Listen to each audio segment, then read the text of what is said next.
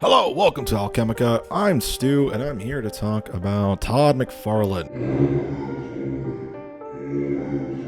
If you don't know, Todd McFarlane is a big artist. He created Spawn, he created a bunch of really great comic book stuff, and he also has a YouTube channel. Today I want to talk about some of his drawing tips. So he does like a lot of live art things where he talks about, here's how to do this or that, and I noticed he had a really interesting shading technique, so I decided to apply this to my own art. So as you see here, I'm drawing Sam Joko. I kind of came up with a redesign for the character that I liked, and I already had a character design and everything ready, and I liked that, but I actually like this design a lot more, making this kind of big brute kind of guy. So this is one of the designs I decided to apply this black and white technique to from the ground up. So as you can see, I think I might have overdone it with the black here, which is cool. I mean, it's smart. It makes it look good in black and white as well as with the color first. So I'm not a big color guy, as you guys have probably heard me say this on multiple occasions, and I kind of liked it. For Sam Joko, it worked. He's kind of like a black suited character anyways, with like the purple kind of violet highlights, and I thought that was very good. I had a really good time with that, and with the white kind of shoulders, and they're kind of like these puffy kind of things, and I like that a lot.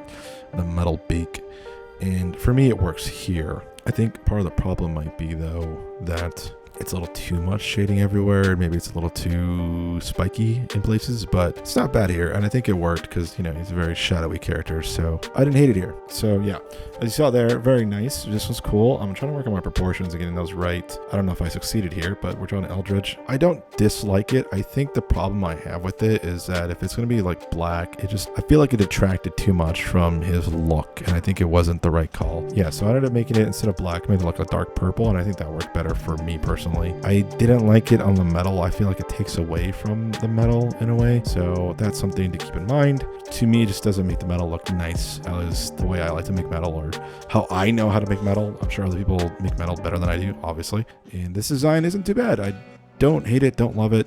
It's interesting. The pose is kind of there-ish.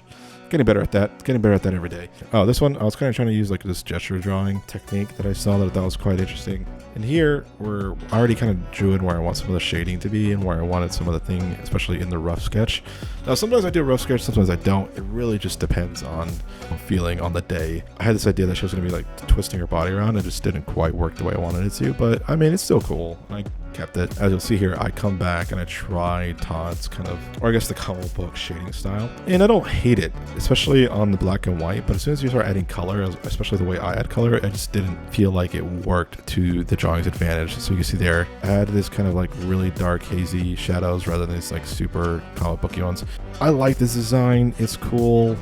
It's just something that I don't know if it might be too much shading, and we'll see here. And I went back and I added some more cow hatching everywhere, and I added kind of a mixture of the two's shading techniques.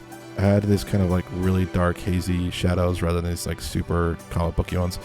And here we got Detective Finger. Kind of had a hard time with the right arm placement, but he's a fun character, so I always love drawing this guy. I kind of went and kept the idea of the comic book shading technique, because he uses like the lasso tool and kind of creates the shadows from there, which I wish I had recorded that so you guys can actually see the process. I got rid of it on the metal mask. I feel like it added to the texture. Now that I'm seeing it, I kind of wish I'd fix the hat shadows a little bit more, but overall it's not too bad, and I kind of dig it. And it's not a bad case. I think that it depends on the character, and it depends on what you're feeling the character needs and what they're getting. All right, everybody, thank you so much. I'll talk to you in the next video. Have a good day.